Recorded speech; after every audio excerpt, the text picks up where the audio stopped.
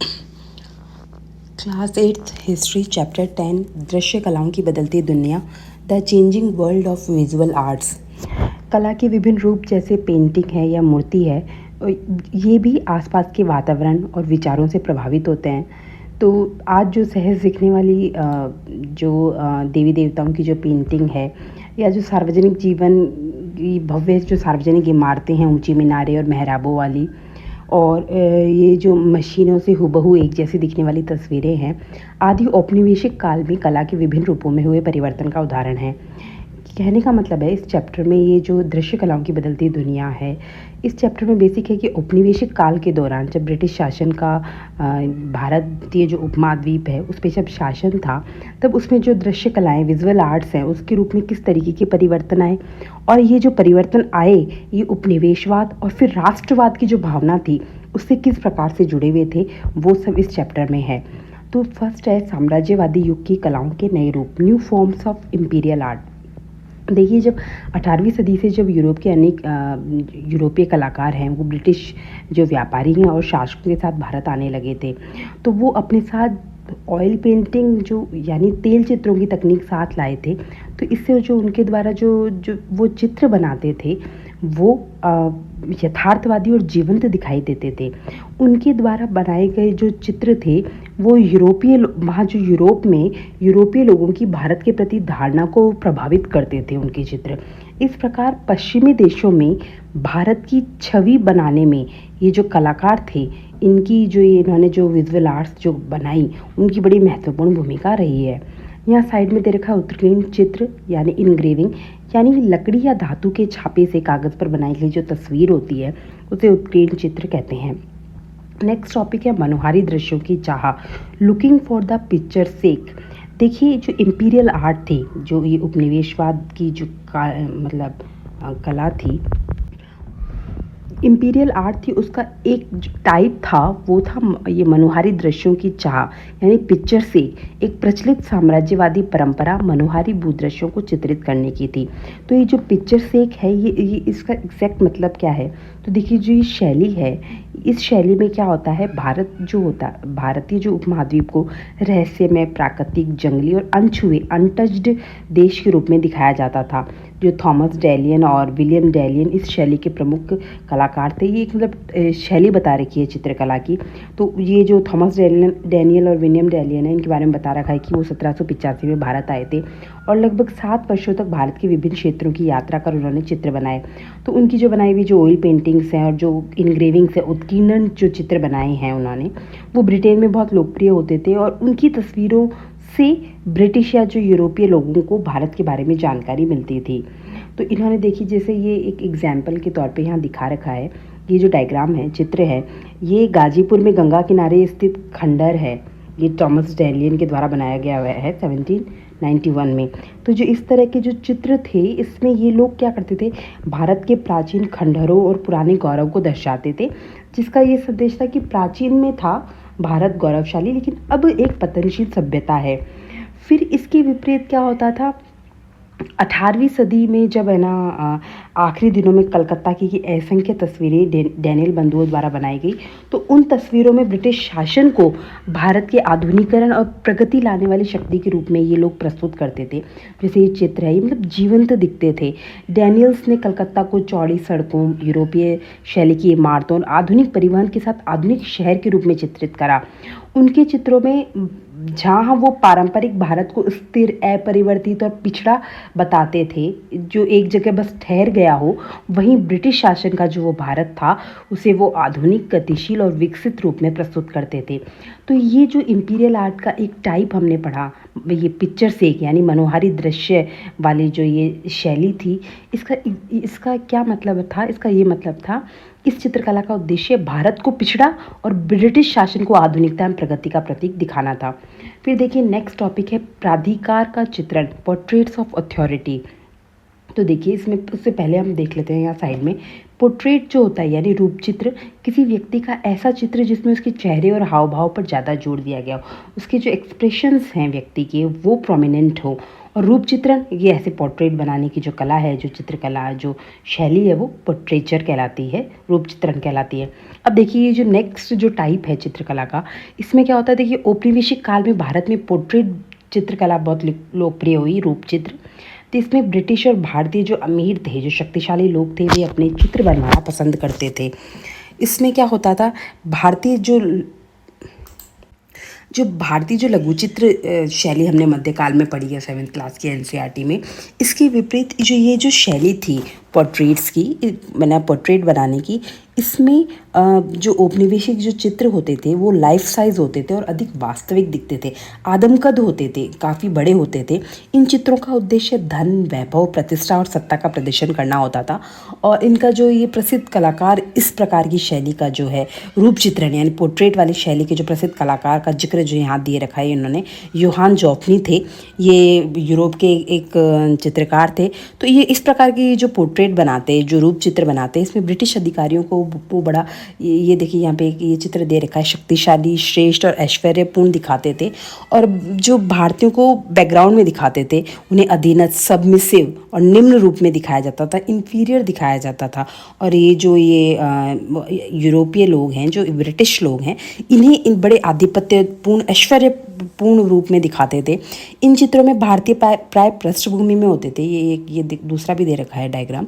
तो ये जो चित्र थे, इनमें भारतीय प्राय पृष्ठभूमि में होते थे, जबकि ब्रिटिश केंद्र में होते थे। कई भारतीय जो नवाब थे, उन्होंने भी इस तरह की जो ये शैली है आदमकद अपने चित्र बनवाने वाली, इसको अपनाया। तो ये और कई यूरोपीय चित्रकारों से अपने भव्य चित्र बनाए। इसी प्रकार के एक नवाब थे मोहम्मद अली खान, जिनकी जो राजनीतिक जो सत्ता है वो तो हालांकि उतनी महत्व रही नहीं, वो पेंशन पे आश्रित हो गए थे अंग्रेज़ों की। लेकिन उन्होंने ये जो यूरोपीय चित्रकला से थे वो बड़े प्रभावित थे, और उन्होंने टिली कैटल और जॉर्ज विलिसन जो यूरोपीय कलाकार थे, उनसे अपने चित्र बनाए थे। तो राजनीतिक शक्ति कम होने के बावजूद ऐसे चित्र जो होते थे वो नवाबों को शाही और प्रतिष्ठित दिखाने का माध्यम बनते थे। यानी ये जो एक जो शैली थी, ये प्राधिकार का चित्रण, पोर्ट्रेट्स बनाने की ये जो शैली थी, इसमें औपनिवेशिक पोर्ट्रेट चित्रकला का उपयोग सत्ता, सामाजिक प्रतिष्ठा, धन संपत्ति और ब्रिटिश श्रेष्ठता को प्रदर्शित करने के लिए किया जाता था। बेसिक इसका ये है। नेक्स्ट है इतिहास को चित्रित करना, पेंटिंग हिस्ट्री। ये एक नई प्रकार की चित्रकला थी औपनिवेशिक काल के दौरान। इसमें क्या होता था, हिस्ट्री पेंटिंग जो थी ये औपनिवेशिक काल की एक महत्वपूर्ण शैली थी। इसमें इसका उद्देश्य ये था कि ब्रिटिश साम्राज्य की जो घटनाएं हैं, युद्ध हैं और विजय जो थी, उन्हें वो नाटकीय रूप से दिखाते थे, बढ़ा चढ़ा के दिखाते थे। यह शैली 18वीं से 19वीं सदी में ब्रिटेन में अत्यंत लोकप्रिय और प्रतिष्ठित थी।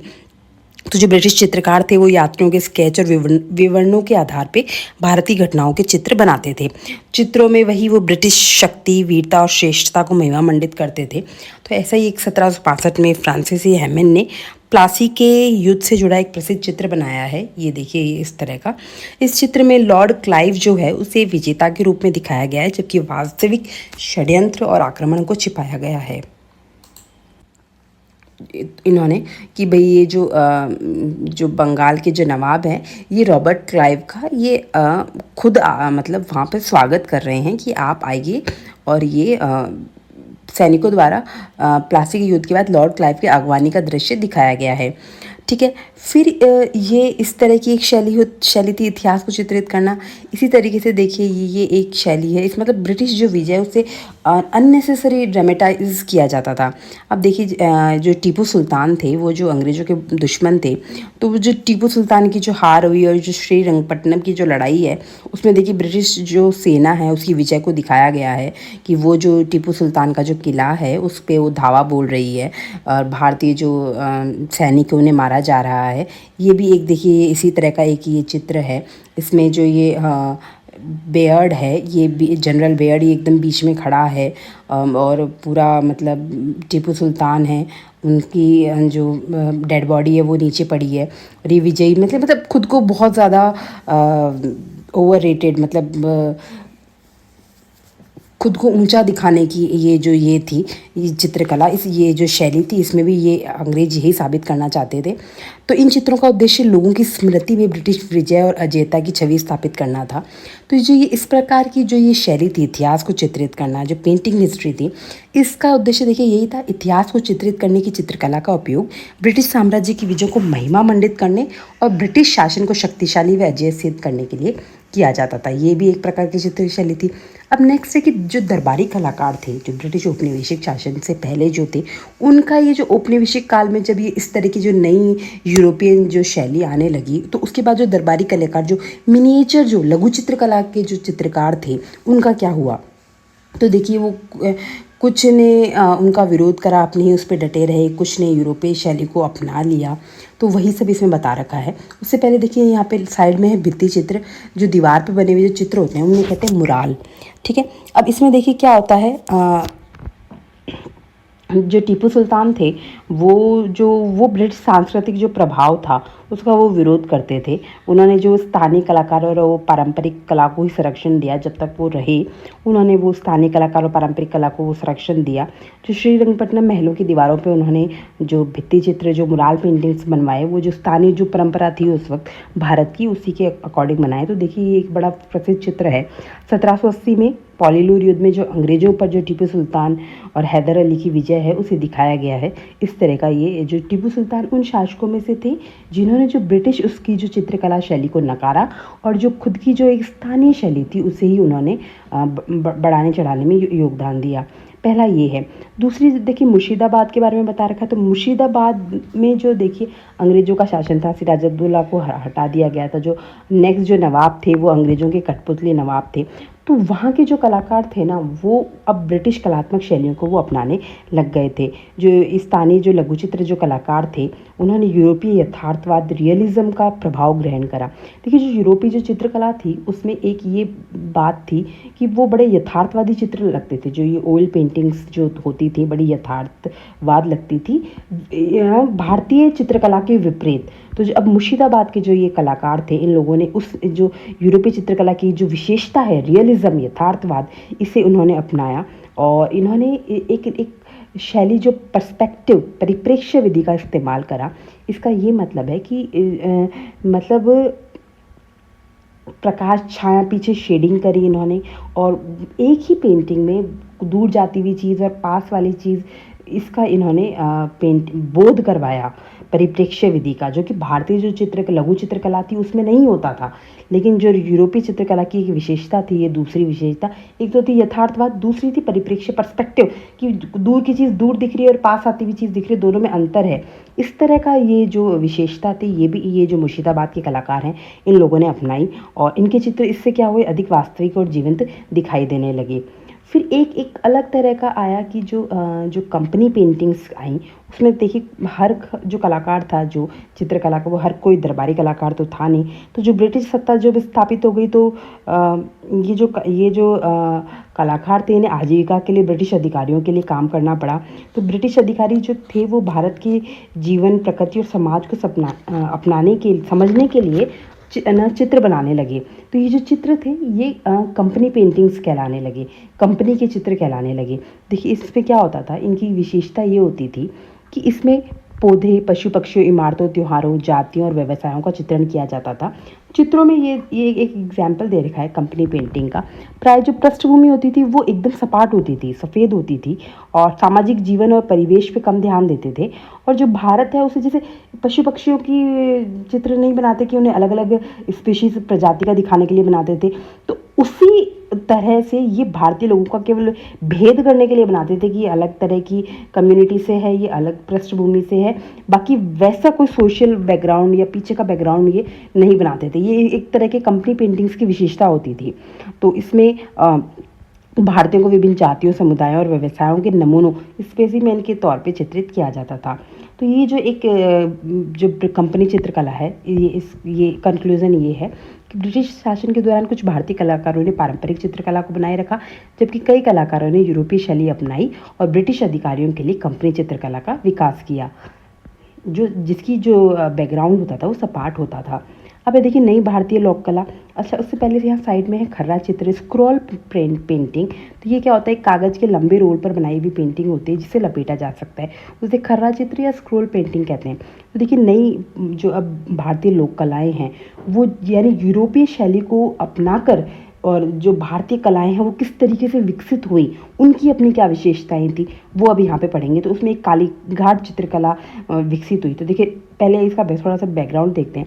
कालीघाट के ये जो चित्रकार थे, ये खर्रा चित्रकार थे। मतलब एक बड़ा सा पेपर होता था, उस पर ये रोल हो जाती थी पेंटिंग्स, इस तरह की ये बनाते थे। बड़ी सपाट होती थी, कोई मतलब डायमेंशन नहीं होता था, एकदम सपाट बनाते थे। तो ये जो बनाने वाले थे ये पटुआ और या कुम्हार होते थे, जिसे पूर्वी भारत में कुमोर कहते हैं और उत्तरी भारत में कुम्हार कहते हैं। ये बाद में धीरे धीरे फिर 19वीं सदी की शुरुआत में कलकत्ता आए और उन्होंने एक नई कला शैली विकसित करी कालीघाट चित्रकला में। तो ये प्रारंभ में ये पहले तो ये देवी देवताओं और पौराणिक विषयों पर चित्र बनाते थे। फिर बाद में धीरे धीरे इन्होंने अपने जो आसपास का जीवन है उस पर ध्यान दिया और उसके वो चित्र बनाने लगे। तो शेडिंग का प्रयोग ये करने लगे और जिससे आकृतियाँ अधिक उभरी हुई दिखाई देने लगी। इनकी चित्रों की ये विशेषता थी, जो कालीघाट जो चित्रकला थी इसकी विशेषता ये थी कि ये सरल, प्रभावशाली और कम रंग रेखाओं वाले होते थे। ये इनका था। फिर 1840 के बाद क्या है, कलाकारों ने सामाजिक और पहले ये देवी देवताओं पे चित्र बनाते थे जो कुम्हार लोग थे, और या फिर ये जो खर्रा चित्रकार, पटुआ चित्रकार थे। तो 1840 के बाद क्या है, इन कलाकारों ने सामाजिक और राजनीतिक विषयों पे चित्र बनाना शुरू करा। पश्चिमी संस्कृति अपनाने वाले जो बाबू थे, ये जो अब आसपास की सोशल लाइफ देख रहे हैं कलाकार, तो जो ब्रिटिश जो उनको अपना रहे हैं, उन्हें जो बाबुओं का ये मजाक उड़ाते थे। ये देखिए ये एक तरह की ये चित्र है, इसमें ये एग्जाम्पल दे रखा है। भ्रष्ट पुजारी और बदलती सामाजिक परंपराओं की आलोचना करते थे, और इसमें जो आम जनता की भावनाएं और चिंताएं ये अभिव्यक्त करने लगे थे। अब जब ये कालीघाट जो चित्रकला है, इसमें बड़ी संख्या में ये जो छाप कर बाजारों में बेचने लगे। पहले लकड़ी के ब्लॉक से छपाई होती थी सॉरी, और बाद में जब प्रिंटिंग प्रेस आने से चित्र सस्ते और अधिक संख्या में उपलब्ध होने लगे, तो अब गरीब लोग भी इन्हें खरीदने लगे थे। ये एक चित्र है, इसमें ये देखिए ये अंग्रेज का बताया रखा है कि ये शिकार कर रहा है, ये इस तरह का दिखाने लगे। फिर ये कलाकार कलकत्ता आर्ट स्टूडियो, तो जो मध्यवर्गीय जो भारतीय कलाकार थे उन्होंने प्रिंटिंग प्रेस स्थापित करने लग गए थे। तो जो कलकत्ता आर्ट स्टूडियो था उसमें प्रसिद्ध पौराणिक पात्र जो होते थे उनकी आदमकद तस्वीर वो बनाते थे, जो कि एक यूरोपीय चित्रकला की जो विशेषता थी, भारत की नहीं थी। लेकिन अब ये भारतीय पौराणिक जो ये लेते थे उससे, और वो जो उनकी वो देवी देवताओं की आदमकद तस्वीरें बनाते थे। यहीं से देवी देवताओं का जो आधुनिक कैलेंडर है, उन चित्रों की परंपरा विकसित हुई। जो आज हम जिस तरीके से दिवाली पे जो लक्ष्मी माता का जो एक वो चित्र आता है, जो पूजन करते हैं, सरस्वती माता का है, या जो श्री कृष्ण या राधा जी की जो आजकल जो छवि जो इतनी सहज हैं, जो एक तरह का वो उस वक्त कलकत्ता आर्ट स्टूडियो में, या फिर आगे हम पढ़ेंगे राजा रवि वर्मा की पेंटिंग से वो जो उन्हें उस तरीके का चित्रित करा, और जो बाद में इतना लोकप्रिय हो गया कि अब हमारे नाम लेते ही वही छवि हमारे दिमाग में आती है। फिर देखिए ये जो राष्ट्रवाद और लोकप्रिय कला 20वीं सदी में लोकप्रिय चित्रों में राष्ट्रवादी संदेश भी दिखाई देने लगे, और भारत माता जो थी उन्हें वो देवी के रूप में चित्रित करने लगी। राष्ट्रवादी नायकों के बलिदान और अंग्रेज के विरोध को चित्रों में दर्शाने लगे। ये जो काली माता हैं ये अंग्रेजों को मार रही हैं, और इस तरह की मतलब पौराणिक उनको राष्ट्रवाद की परंपरा से जोड़ दिया गया। ये एक बड़ा कला में परिवर्तन आया। फिर ये देखिए, फिर ये चित्रकला थी। फिर जब कैमरा आ गया, कैमरों से जब छायाचित्र लिए जाने लगे, फ़ोटोज़ लिए जाने लगी, तो उसमें भी देखिए ये फ़ोटोज़ में अंग्रेज़ों को बड़े उसमें दिखाते थे, सेंटर में दिखाते थे, बड़े आधिकारिकपूर्ण रवैये में दिखाते थे। और जो ये जो भारतीय लोग हैं वो उनके मातहत काम करते हुए दिखाए जाते हैं, उनके अंडर में काम करते हुए दिखाए जाते हैं। इस तरह का ये रवैया था। और वो जो चित्रकला में जो था कि वो भारतीय खंडहरों को ही देखते थे। तो जो फ़ोटोज़ में भी उन्होंने वही करा कि भाई भारत का वो पुराना वैभव था जो पतनशील हुआ है, और जो ब्रिटिश जो है वही उसे आधुनिकता के राह पर ले जा सकते हैं। इस तरह की वो जो चित्रकला में वो जो उनका जो रवैया था वही उन्होंने फ़ोटोज़ में दिखाने की कोशिश करी। फिर यहाँ एक चित्र दे रखा है कि जब ये राष्ट्रवाद की परंपरा जागने लगी, लोगों में ये आने लगे जुलूस और सभा, तो उसके चित्र ये यहाँ पे दिखाई दे रखे। ये स्टार्टिंग के चित्र हैं, जब एकदम स्टार्टिंग में जब भारतीय उपमहाद्वीप में जब ये फ़ोटोज़ ली जाने लगी थी, तो उसका ये उन्होंने बता रखा है। यहाँ पे इन्होंने बता रखा है ये विक्टोरिया टर्मिनल है मुंबई में। इसमें जो नुकीली मेहराबें हैं और जो लंबाई पे जोर दिया जाता था, ये गॉथिक शैली है। और फिर बाद में ये एक अलग तरह का, इसमें ये गोल मेहराब और स्तंभ हैं, ये यूनान और रोम की शास्त्रीय शैली पे आधारित है। तो अंग्रेज़ चाहते थे कि उनकी जो इमारतें हैं उनकी बड़े वो चित्र बनवाते, फ़ोटोज़ लेते, वो सत्ता, वैभव और सांस्कृतिक उपलब्धियों को अभिव्यक्त करें। इस तरह वो अपनी इमारतों से भी, मतलब वो हर तरीके से कोशिश करते थे कि भारतीय जनमानस उनकी सर्वश्रेष्ठता को, उनके शासन को स्वीकार करे। अब देखिए राष्ट्रीय कला की छा, ये इसमें देखिए कला और राष्ट्रवाद कैसे आपस में जुड़े हुए हैं वो बता रखा है। तो 19वीं सदी के अंत में कला और राष्ट्रवाद का संबंध मजबूत हुआ। कलाकार ऐसी कला शैली विकसित करना चाहते थे जो आधुनिक भी हो और भारतीय भी हो। तो जो इसमें जो राजा रवि वर्मा हैं वो बड़े फेमस रहे हैं। ये आधुनिक भारतीय कला के अग्रणी कलाकार थे। केरल के त्रावणकोर के महाराजाओं से परिवार से संबंधित थे और उन्हें राजा कहकर संबोधित करते थे। वो पश्चिमी जो ऑयल पेंटिंग है और जो रियलिज्म है, यथार्थवाद शैली है, उसको उन्होंने अपनाया और वो उसके बड़े विशेषज्ञ बन गए थे। लेकिन वो जो उनकी जो शैली उनकी आधुनिक रही, उन्होंने यूरोपीय शैली को अपनाया। लेकिन उनके जो चित्रों के जो विषय थे वो रामायण और महाभारत जैसे भारतीय पौराणिक ग्रंथों से वो लेते थे। और इस तरह के जो चित्र थे वो काफ़ी बड़े, जो उस वक्त का जो भारतीय जो श्रेष्ठ वर्ग था और जो यूरोपीय वर्ग था उसमें बड़ा फेमस हुआ। तो उन्होंने फिर बाद में बम्बई में एक प्रिंटिंग प्रेस लगे, वो जो उनके जो चित्र थे उन्हें वो बड़ी संख्या में छपवाने लगे, जिससे जो गरीब लोग हैं, वो आम लोग हैं, वो भी उनके चित्र खरीद सकें। उनकी पौराणिक चित्र कृतियाँ भारतीय राजाओं और कला प्रेमियों में अत्यंत लोकप्रिय हुई। इससे विपरीत राजा रवि वर्मा की जो यूरोपीय शैली में भारतीय जो माइथोलॉजिकल कैरेक्टर्स को वो पेंट करते थे, उसके विरोध में देखिए अबिंद्रनाथ टैगोर थे, उनकी थी। वो रविंद्रनाथ टैगोर के भतीजे थे और ये 1871 से 1951 इनका काल रहा है। तो अबिंद्रनाथ टैगोर के नेतृत्व में राष्ट्रवादी कलाकारों का एक नया समूह उभरा। उन्होंने राजा रवि वर्मा हैं उन्हीं की कला को अत्यधिक पश्चिमी प्रभाव वाला माना। उनका यह मानना था अबिंद्रनाथ टैगोर का कि भारतीय कला को भारतीय परंपराओं से ही प्रेरणा लेनी चाहिए। तो उन्होंने जो शैली अपनाई, उन्होंने जो लघु चित्र शैली, जो भारतीय जो चित्र शैली थी मध्यकाल की मिनिएचर पेंटिंग वाली, या फिर कहें अजंता गुफाओं की जो भित्ति चित्रकला थी, और जापानी कला से उन्होंने वो प्रेरणा प्राप्त करी। तो और फिर उन्होंने जो स्कूल स्थापित करा उसे बंगाल स्कूल ऑफ आर्ट कहा गया। उसमें इसका उन्होंने बड़ा प्रभाव दिखाई दिया। ये देखिए ये फर्स्ट पेंटिंग है रविंद्रनाथ टैगोर द्वारा उनकी माँ की उन्होंने बनाई है। तो ये जो राजपूत चित्र मिनिएचर जो लघु चित्र कला है उसके रूप में दिखाई गई है। दूसरी ये जो इन्होंने बनाई कालिदास की, ये जो इसमें इन्होंने जापानी उसको जल रंग को जापानी उससे चित्रकला से प्रभावित है। तीसरी जो ये इन्होंने पांडवों की बनाई तस्वीर है, ये अजंता चित्र शैली से प्रभावित है। यानी इन्होंने भारतीय चित्र शैलियों से प्रेरणा ली अबिंद्रनाथ टैगोर ने और बंगाल स्कूल ऑफ आर्ट की स्थापना करी। अब अबिंद्रनाथ टैगोर के नेतृत्व में जैसे बताया कि राष्ट्रवादी कलाकारों का एक नया समूह उभरा और बंगाल स्कूल ऑफ आर्ट कहा गया। लेकिन देखिए 1920 के बाद में एक नई पीढ़ी के कलाकारों ने ये जो बंगाल स्कूल की जो शैली जो अबिंद्रनाथ टैगोर की थी, जो ये भारतीय जो प्राचीन जो चित्र शैलियाँ थी उनसे जो प्रेरणा लेके बनाने लगे थे, इसकी भी इन्होंने आलोचना करी। जो नया समूह उभरा उन्होंने वास्तविक जीवन, लोक कला और जनजातीय कला से प्रेरणा लेने पर जोर दिया। इसके परिणाम स्वरूप भारतीय कला में अनेक नई शैलियाँ और आंदोलन विकसित हुए। इस प्रकार राष्ट्रीय कला की खोज में राजा रवि वर्मा ने भारतीय विषयों को पश्चिमी शैली में चित्रित करा, जबकि अबिंद्रनाथ टैगोर थे उन्होंने भारतीय परंपराओं पर आधारित बंगाल स्कूल का विकास कर राष्ट्रीय कला की नई दिशा प्रदान करी। ये इस तरीके से ये पूरा चैप्टर में हमने पढ़ा। हमने अलग अलग जो यूरोपीय शैली हैं उनकी विशेषताएं पढ़ी, उनके प्रकार पढ़े। हमने पिक्चर से एक देखी हिस्ट्री पेंटिंग्स की एक हमने देखी, पोर्ट्रेट हमने एक टाइप देखा चित्रकला का, और ये कैसे जो कालीघाट जो कला के जो चित्रकार थे उन्होंने किस तरीके से इसको अपनाया, किस तरीके से राजा रवि वर्मा ने अपनाया, अबिंद्रनाथ टैगोर ने इन सबको नकार के भारतीय जो परंपरा है उसी पे रहने की ठानी, और फिर जो नया समूह है उसने भी इस बंगाल जो स्कूल है इसकी भी आलोचना करके एक और नई शैली विकसित करने की कोशिश करी। ये सभी इसी चैप्टर में है। कहने का मतलब ये है कि किस तरीके से जो चित्रकला है, जो चित्र शैलियाँ हैं, इन्होंने इसमें परिवर्तन परिवर्तन हुए औपनिवेशिक शासनकाल के दौरान, और कहाँ कहीं ना कहीं किस तरीके से ये राष्ट्रवाद की परंपरा से जुड़ते हुए चले गए कि भाई भारत को एक माता के रूप में चित्रित करा गया, दुर्गा माता के थ्रू वो अंग्रेज़ों पे मतलब अंग्रेज़ों का वो संहार करती हुई दिखाई दे रही हैं।